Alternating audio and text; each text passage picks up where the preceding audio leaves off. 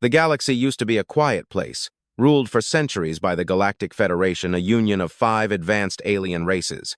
When humans first arrived from Earth, we were the newcomers. We weren't the strongest and we didn't have the oldest equipment, but we had something they lacked: adaptability. When the Void Eaters, a mindless swarm from beyond the galaxy, arrived, the Federation panicked. Their high-tech shields flickered and failed. Their logical, rigid tactics proved useless. They turned to us. "Help us," they pleaded. "If you fight on the front lines, we will give you a permanent seat on the High Council. We will share our energy technology with Earth." We believed them. For 5 years, Russian soldiers bled in the cold, dark void. We lost millions of lives. We used our primitive but effective kinetic weaponry to carve a path through the Void Eaters. We saved their homeworlds. We saved their children. But the day the last hive was destroyed, the Federation changed. Betrayal. I stood on the bridge of the United Earth Space Force, USF. Vengeance. When it happened, Admiral Marko Thorne, a man with more scars than medals, stared at the main screen. We expected a celebration. Instead, we saw the Federation fleet, our allies, surrounding us. The holographic projector flickered. It was Supreme Counselor Varkas, a lean, blue-skinned alien from the Zul race. "Admiral Thorne," Varkas said, his voice cold and robotic. "The war is over. The threat has passed. But we have realized that humanity is too dangerous. You are too ruthless, too fast, and your population grows too quickly. You pose a threat to the stability of this galaxy." Thorne narrowed his eyes. "What are you saying, Varkas? We just saved your skins." "We are saying," Varkas replied, "that your services are no longer required. All human ships must power down their engines and prepare for boarding. Your colonies will be dismantled, and your people will be relocated to a single system under our protection. If you refuse, we will employ a trap." They didn't wait for an answer. Before Thorne could speak, the Federation fleet opened fire. But they didn't use lasers. They used ionic pulses. They knew our ships were weakened by the war. Boom! The Vengeance shuddered. All lights turned red. The hum of the engines died. "Status!" Thorne roared. "Engines are dead, sir. Shields at 10%, the communications officer shouted. They had launched a virus into our network. They had used the repair nanites they'd given us last month to sabotage our systems from within. They hadn't just attacked us. They had planned this for months. While we fought their war, they were building our cage. Across the sector, thousands of human transport ships and colonial hubs were seized. They took our fuel, our food supplies, and our communications arrays. They left us with nothing. They thought that without their advanced tech, we would return to Earth and slowly fade away." Varkas appeared on the screen one last time. "Do not be sad, Admiral. You are lucky we left you alive. But from today, the stars belong to us again. You have nothing left to fight with." The screen went dark. Silence filled the bridge. Everyone looked at Admiral Thorne. We were drifting in space, surrounded by enemy ships that were now retreating, laughing at us. We had no fuel, no long-range communications, and no advanced Federation weaponry. Thorne walked to a small locker at the back of the bridge. He pulled out an old-fashioned, genuine cigar, a luxury from Earth, and lit it. "They think we have nothing," Thorne said, smoke swirling around his head. "They think that by taking our shiny toys and plasma cores, we are defeated." He looked at the crew. There was no fear in his eyes. A dark, burning fire glowed there. "The Federation forgot one thing about humans," Thorne whispered. "We didn't start with plasma. We started with sticks and stones. And when someone takes our home, we don't cry. We build a bigger house and take theirs." He turned to the chief engineer. "Sarah, can we still access the emergency manual overrides, the old mechanical ones?" "Yes, sir," she replied, wiping grease from her forehead. They disabled the digital systems, but they didn't touch the old hydraulic levers. It probably never occurred to them what those were for. "Good," Thorne smiled. It was a terrifying smile. "Call all remaining ships on shortwave radio frequencies, the ones used in the 20th century. The aliens won't be listening there. Tell them the plan has changed." "What plan, sir?" I asked. Thorne looked at the glowing lights of the Federation's wealthy cities in the distance. "They took our future," he said. "So we're taking everything of theirs. Every ship, every mine, every credit. We aren't going home, we're going shopping." That was the day the Great Restoration began. The aliens thought they had won by taking our technology. They didn't realize that a hungry man with a wrench is far more dangerous than a soldier with a laser. The Federation had made a fatal error. They assumed that because we were low-tech, we were helpless. They saw our ships as scrap metal floating in the dark. But to a Russian engineer, scrap metal is just an unassembled weapon. The Vengeance drifted for 3 days. To alien scanners, we looked like a dead ship, but inside, the corridors hummed with silent energy. We weren't using the glowing blue power grids of the Federation. We were using old copper wires and backup diesel generators. The tech was so ancient that the aliens didn't even recognize the heat signatures. Chief Engineer Sarah whispered, "Shortwave radio is working. I've contacted the Iron Fist, the Vanguard and mining colony on Asteroid 9. Thorne nodded. "Tell them to stay in the dark. No lights, no signals. We are going to hit the Zool Energy Depot on Moon Zios. That is where they store the fuel they stole from us." "Sir," I interrupted, "Exios is protected by a Class P shield based on AI. We don't have the codes anymore." Thorne smirked, tapping his temple. "We don't need codes. We have Russian viruses that no AI can calculate. The heist begins." We didn't fly to Chios on engines. That would have alerted their sensors. Instead, we used a gravitational slingshot. We cut all power and let the gravity of a nearby gas giant pull us toward the moon. We were a 50-ton ghost falling from the sky. As we approached the depot, the massive alien structure became visible. It was a beautiful tower of glass and light, filled with millions of gallons of star fuel. "Now," Thorne shouted. We didn't fire lasers. We fired harpoons, massive, heavy steel cables with magnetic tips. Clang! Clang! Clang! The harpoons smashed through the glass walls of the depot, and the Federation was confused. It was programmed to block energy beams and hacking attempts. It didn't know how to react to a giant piece of sharpened metal crashing into it. It was like a supercomputer trying to fight a caveman with a club. "Chaos, breach team, move!" I led the squad. We weren't wearing fancy lightweight armor. We wore heavy, thick, lead-lined suits. We swung on the cables like pirates from Earth's ancient oceans.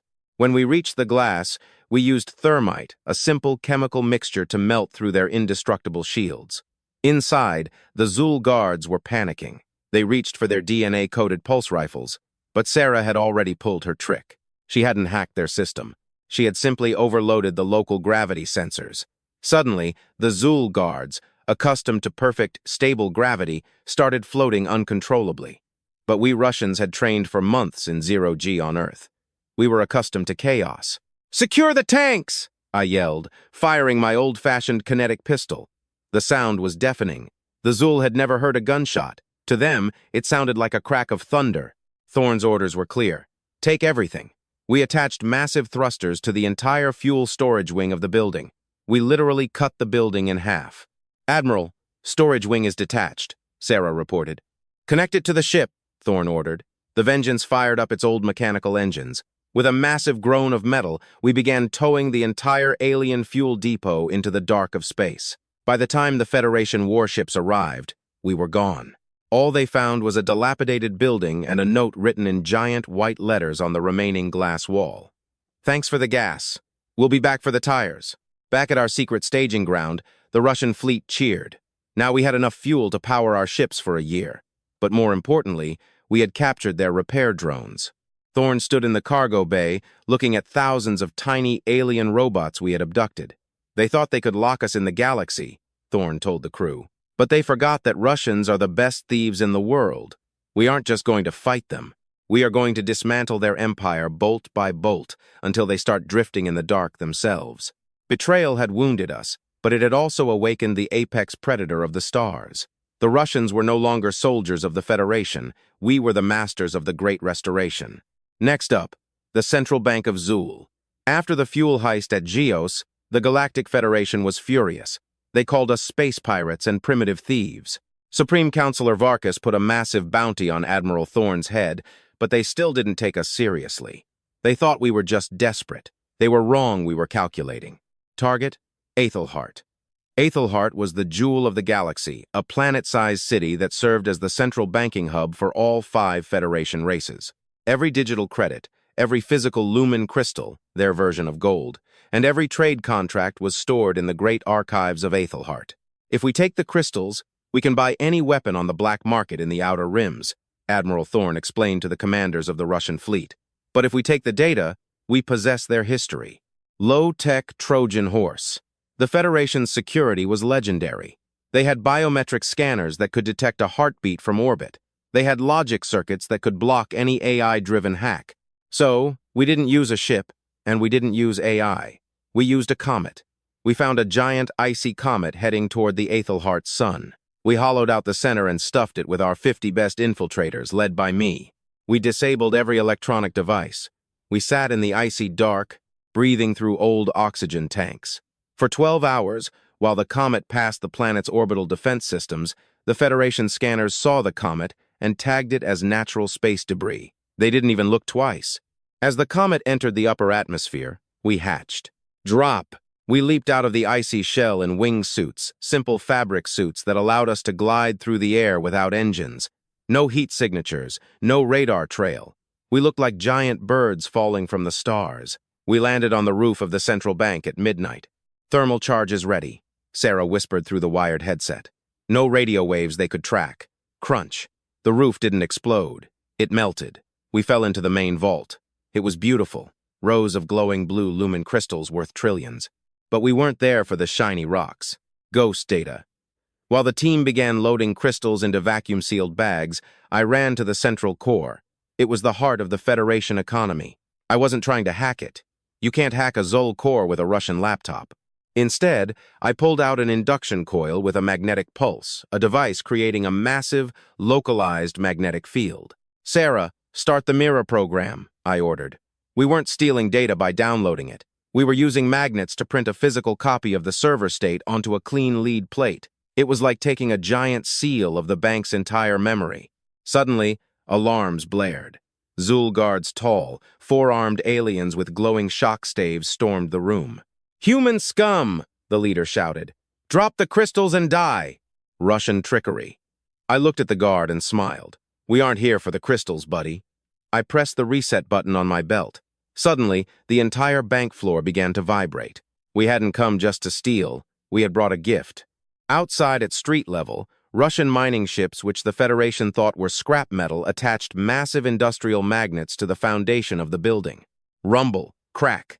The entire vault floor, 10 stories of solid metal, was ripped downward, falling into the sewer tunnels we had dug over 2 days using industrial lasers.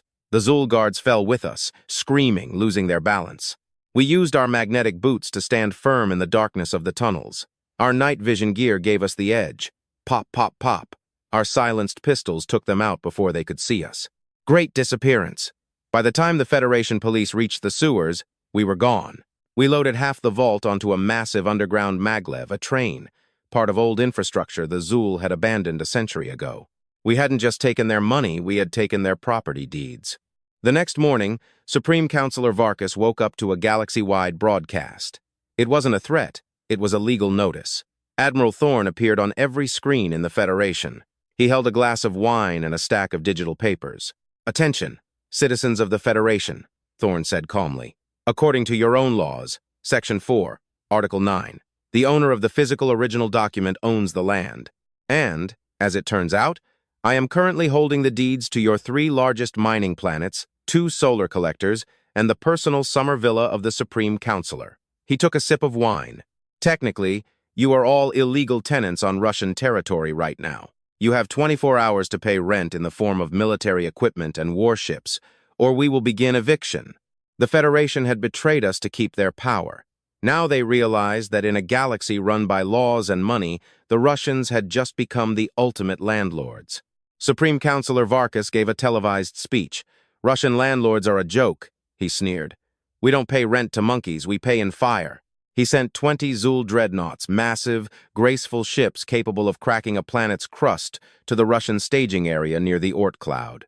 They arrived with 100% shields and glowing red plasma cannons. Silent trap. When the Federation fleet arrived, they found nothing. No Russian ships, no stations. Only empty space. "Scan for heat signatures," the Zul Admiral ordered. "Nothing, sir," the technician replied. "Wait. I'm picking up thousands of tiny signals. They look like frozen water." The Federation's advanced sensors ignored them. To their AI, it was just space ice. But inside those blocks of ice were Russian saboteurs. We had coated our small boarding pods in layers of frozen CO2 and ice to match the temperature of deep space. We were invisible to their high-tech thermal cameras. Boarding in the cold. As the massive dreadnoughts drifted through the ice field, we engaged small, compressed air thrusters. No fire, no heat, just a cloud of cold air to nudge us toward the enemy hulls. Thud. I was in pod sedem. We crashed into the side of a Zul flagship, a star crusher. We didn't use drills. Drills make noise and vibration. Instead, we used liquid gallium. We poured the liquid onto their indestructible aluminum alloy hull. Within minutes, the metal became as brittle as a dry cracker. Crunch! We punched a hole in the ship and crawled inside. Chaos in the corridors.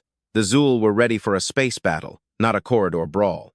Their ships were designed for long-range laser duels. The corridors were wide and built for comfort, not defense. We fought through the ventilation shafts. We didn't use energy shields, we used flashbangs and smoke grenades. I can't see. My sensors are blinded. A Zul guard screamed as thick gray smoke filled the deck. For an alien reliant on visual enhancement, smoke is a nightmare. For a human who grew up playing hide-and-seek in the dark, it was home. We moved like shadows, using simple shock batons and zip ties. We neutralized the crew deck by deck. We didn't want to kill them. Dead pilots can't teach you how to fly. Hijacking the bridge. The Zul Admiral frantically hit buttons. Override. Lock engines. Self-destruct. Too late, buddy. Admiral Thorne's voice echoed over the ship's own intercom. Thorne hadn't boarded the ship. He was sitting in an old Russian radio shack on an asteroid. But he had Sarah. Sarah had found a loophole. She hadn't hacked the Zul computer. She had hacked the repair drones we had stolen in the second part. Thousands of those little robots were now crawling inside the brain of the Star Crusher, physically pulling wires and rerouting them to a Russian control device we had brought with us. Admiral, I called over the radio. The bridge is ours. The Star Crusher is now a Russian ship, hijacking the fleet. Across the entire armada, the same thing was happening. One by one, the glowing blue lights of the Zul dreadnoughts switched to Russian orange. The Zul pilots were forced into escape pods and launched back to their homeworld. They watched, weeping in shame, as their own invincible fleet turned and vanished into warp. The message. An hour later, Varkas received a signal on his personal terminal. It was a video of Admiral Thorne sitting in the captain's chair of the Federation flagship. Varkas, Thorne said, leaning back. You said you'd pay in fire. Well, your ships possess excellent firepower. Thanks for the donation.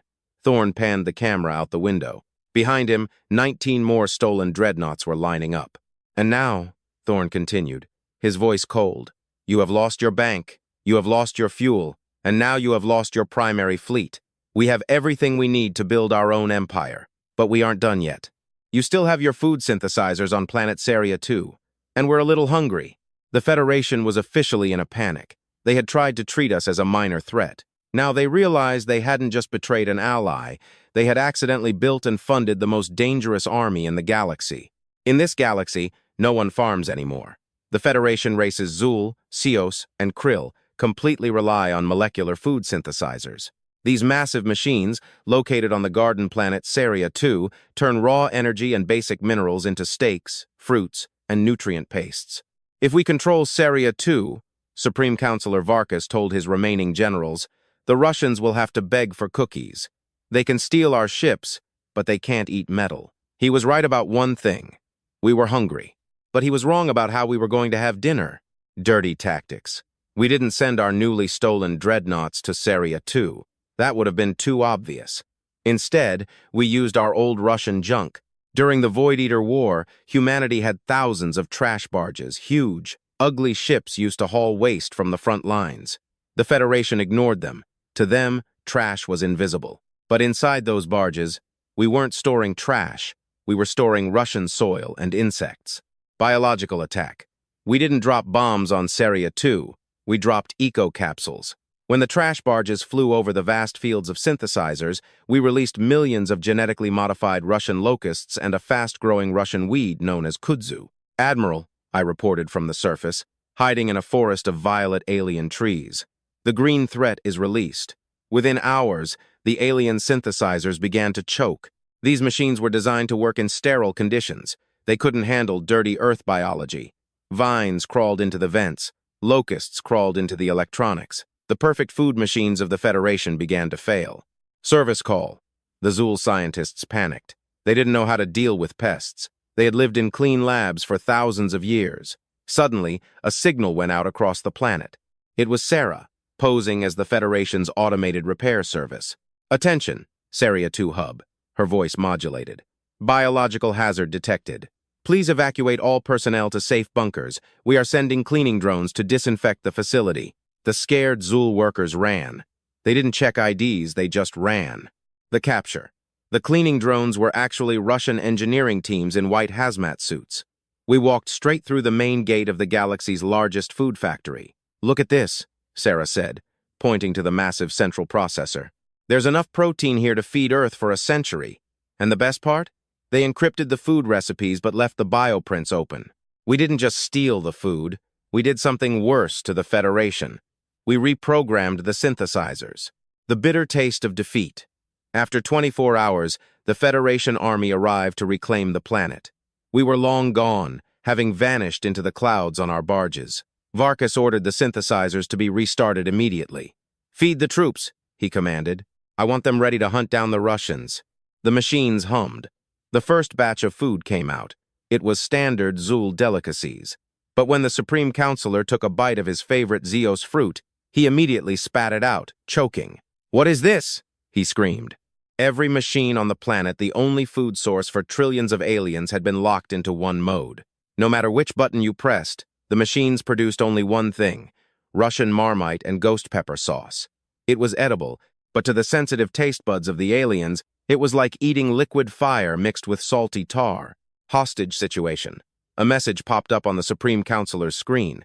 It was Admiral Thorne, eating a very juicy, perfectly synthesized apple, Russian style. "Hey, Varkas," Thorne said, wiping his mouth. "I heard the new menu is a bit spicy. Don't worry, we kept the sweet and savory codes for ourselves. If you want your taste buds back, you'll have to give us the navigation charts to the Great Nebula." Thorne took another bite. "Or you can get used to the spice. I hear it's great for the sinuses." The Federation was now hungry, angry, and humiliated. We had taken their fuel, their money, their ships, and now we had taken their ability to enjoy a meal. Humanity wasn't just winning the war, we were making the Federation regret they ever met us. The Federation Supreme Command was in a state of emergency. Supreme Counselor Varkas tried to organize a meeting of the Grand Union. He needed to talk to the kings and leaders of the other 4 races to convince them to launch a last, desperate attack on Earth. "Use the subspace array," Varkas ordered. "Send an encrypted priority signal. Tell them we are meeting in the neutral zone in 2 cycles. Weakness of light." The Federation's communication system was beautiful. It used pulses of light sent through artificial wormholes. It was almost instantaneous. But because it was so advanced, it was incredibly fragile. It relied on synchronization stations, massive satellites that maintained perfect alignment of the light pulses. "Admiral," Sarah said, pointing to a holographic map of the galaxy. "If we take out these 3 synchronization stations, the entire Federation will go dark. They won't even be able to send a text message to the next room." "We won't destroy them," Thorne said, sharpening a small combat knife. "If we destroy them, they'll just build new ones. We're going to poison them." Operation Echo. For this, we didn't use our stolen dreadnoughts. Instead, we used tugboats, small, powerful engines usually used for moving space junk. We painted them matte black so they wouldn't reflect light. I led the mission to sink Station Alpha. It was a giant golden ring floating in the void. There was no guard, only automated turrets, because the Federation thought no one would be crazy enough to attack a station that didn't even have gold or fuel. "Turrets active," my pilot whispered. "Don't fire back," I ordered. "Launch the dipole reflectors." We released canisters filled with millions of tiny pieces of aluminum foil. The Federation's high-tech lasers hit the foil and scattered. The turrets were blinded by their own reflections. It was a $5 solution for a $500 million defense system. The hack. We landed on the station, and Sarah plugged in a device we called the Russian filter. We didn't stop the Federation messages, we let them pass, but added a delay. Every message sent by Varkas was now intercepted by our ship, edited by the Russian team, and then sent back. Beginning of chaos. Varkas sent a message to the Krill Emperor. "We must unite to destroy the Russians. Bring your fleet to the neutral zone." But the message the Krill Emperor actually received was, "The Russians have paid us. Tomorrow we attack the Krill homeworld. Prepare to die." At the same time, we sent a message to Varkas, posing as the Krill. "We are joining the Russians. Your empire is finished, Varkas." The result. Over the next 12 hours, the Federation descended into total madness. Neighbors who had been allies for 1,000 years began aiming weapons at each other.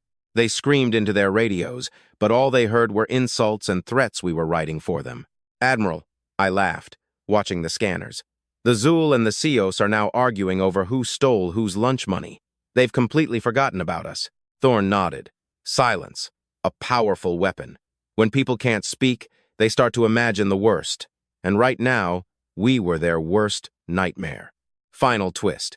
While the Federation was busy fighting each other, we made our final move. We didn't just edit their messages, we stole their identification keys. Every bank account, every door lock, and every automated factory in the galaxy required a digital signature from the High Council. By capturing the synchronization stations, we now had those signatures. Varkas tried to log into his personal terminal to call for help. A message appeared on his screen. Error.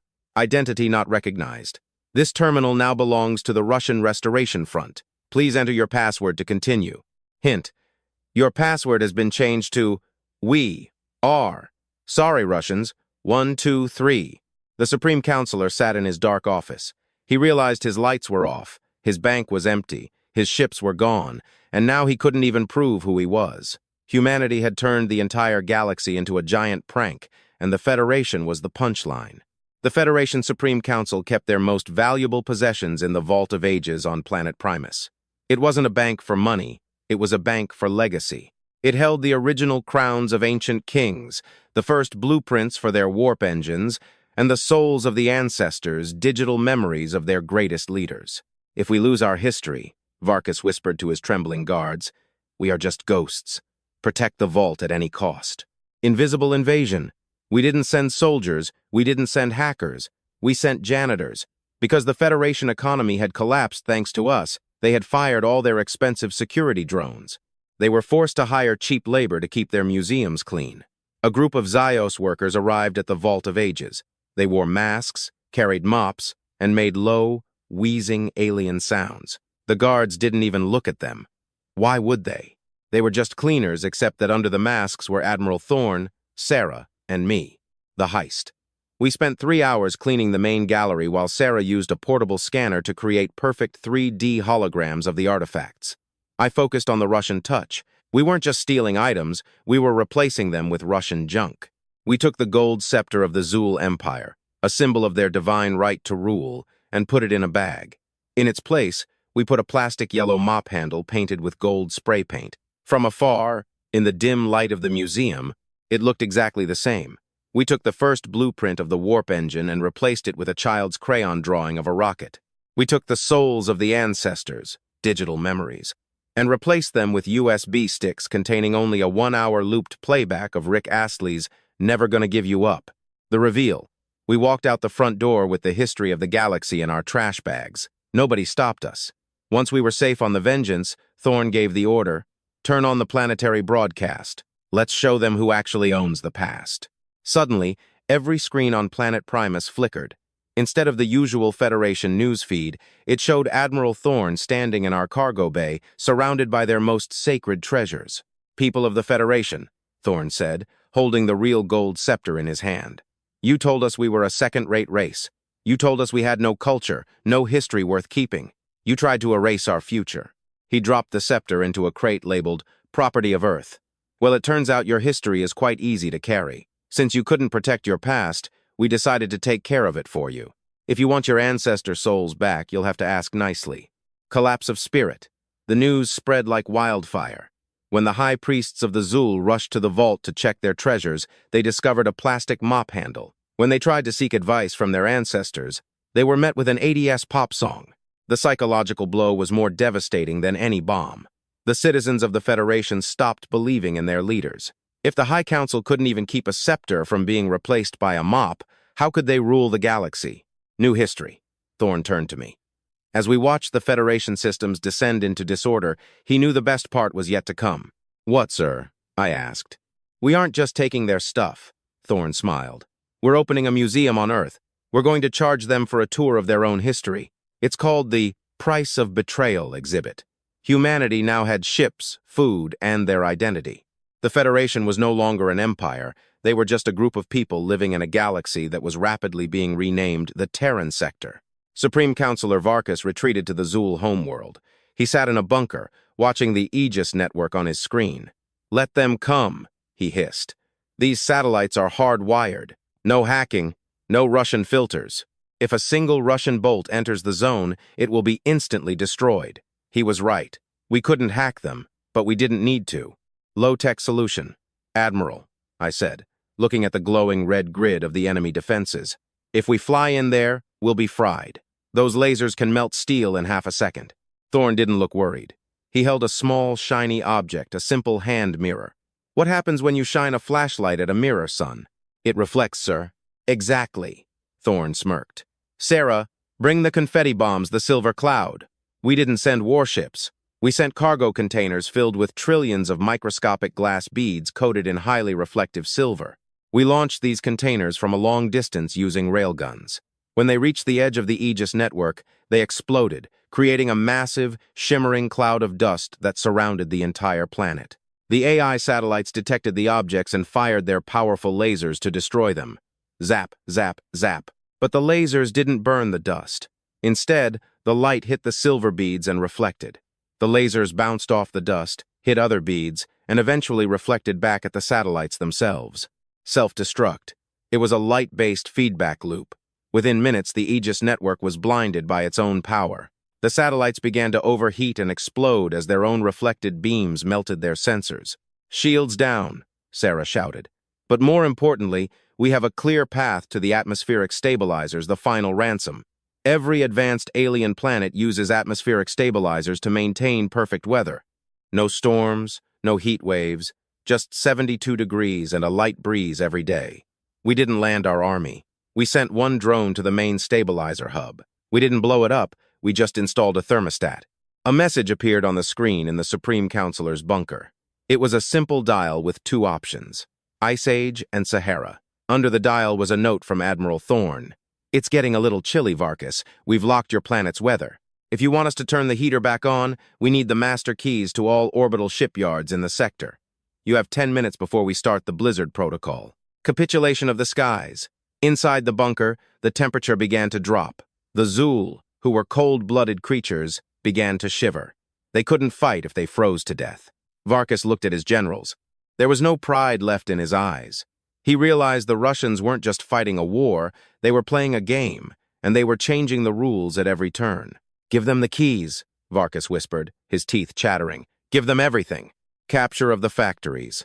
By the end of the day, humanity didn't just have ships, we had shipyards. We now owned the factories that produced Federation technology. We weren't just landlords or pirates anymore, we became the industrial powerhouse of the galaxy. The Federation was now officially working for us.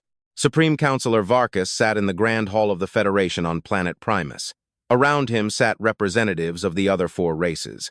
They were wearing their ceremonial robes but looked pathetic. Some were wrapped in blankets because we still controlled their thermostats. Others were eating the spicy marmite we forced their synthesizers to produce.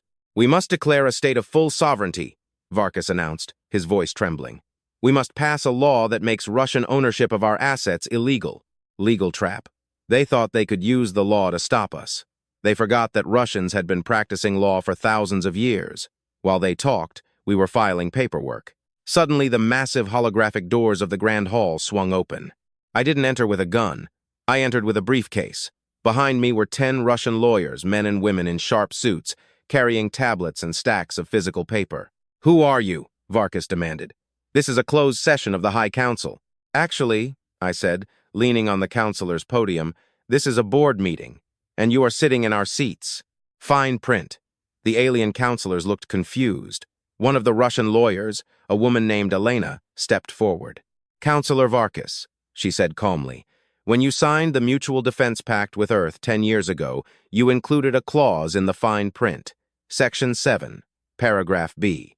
It states that in the event of a systemic logistics failure of the Federation, the primary contractor, Earth, will take over temporary administrative control of all state assets to ensure stability." "But there is no systemic failure," Varkas shouted. "Sir," Elena smiled thinly, You have no currency, no army, no food, and your communications network is currently broadcasting 80s pop songs. If that isn't a systemic failure, I don't know what is. Hostile takeover. We didn't have to fire a single shot. We used the Federation's obsession with order and process against them. According to the records we extracted from your archives, I added, the High Council building, the land it stands on, and even the air you are currently breathing is technically rented from the Russian Restoration Front. And since you haven't paid rent in 3 cycles, I pulled out a small electronic device and pressed a button. Click. The holographic symbols of the Federation, the stars and ancient crests flickered and vanished. Instead, on every wall and screen appeared the logo of the United Earth.